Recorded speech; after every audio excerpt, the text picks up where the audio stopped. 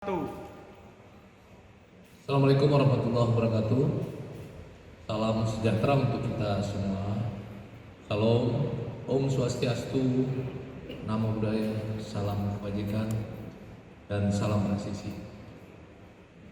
Rekan-rekan media yang saya hormati dan saya cintai, malam ini saya akan menyampaikan update penanganan kasus ujaran kebencian dan pemberitaan bohong yang dilakukan oleh saudara E. Seperti kita ketahui bahwa saudara EM tadi pagi kurang lebih pukul 9:54 telah memenuhi surat panggilan kedua yang dilayangkan, dan setelah hadir dilakukan swab dulu terhadap saudara EM dan hasilnya negatif. Setelah itu dilakukan pemeriksaan dilakukan terhadap saudara EM sebagai saksi. Pemeriksaan berlangsung dari pagi hingga pukul 16:15. Itu pemeriksaan sebagai saksi. Setelah dilakukan pemeriksaan sebagai saksi dan memperhatikan dengan beberapa bukti pemeriksaan saksi dengan jumlah 55 orang, terdiri dari 37 saksi dan 18 ahli. Saksi ahli terdiri dari saksi ahli bahasa, saksi ahli sosiologi hukum, saksi ahli pidana, ahli ITE, analisis medsos, digital forensik, dan antropologi hukum. Setelah itu penyidik melakukan gelar perkara.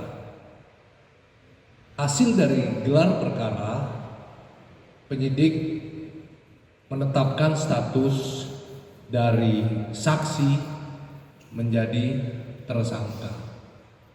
Kemudian hasil pemeriksaan penetapan tersangka mendasari penerapan pasal 45A ayat 2 junto pasal 28 ayat 2 Undang-Undang ITE.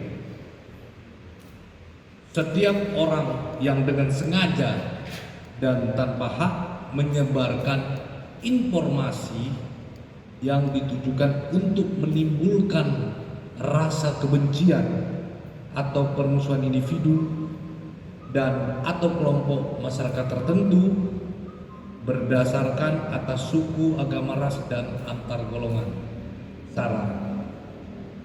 Kemudian dijuntukan juga di pasal 14 ayat 1 dan ayat 2, juga dijuntukan pasal 15 Undang-Undang Nomor 1 tahun 1946 tentang Perhimpunan Hukum Pidana, dan juga dijuntukan pasal 156 KUHP. Kemudian setelah diperiksa sebagai tersangka yang berlangsung dari 16.30 sampai 18.30 untuk kepentingan penyidikan perkara dimaksud terhadap saudara EM, penyidik melakukan penangkapan dan dilanjutkan penahanan. Penahanan dilakukan dengan alasan subjektif dan alasan objektif. Alasan subjektif karena dikhawatirkan melarikan diri, dikhawatirkan menghilangkan barang bukti, dikhawatirkan mengulangi perbuatan yang sama. Sedangkan alasan objektif, ancaman yang diterapkan kepada tersangka di atas 5 tahun. Demikian teman-teman, cukup jelas ya. Terima kasih. Wassalamualaikum warahmatullahi wabarakatuh.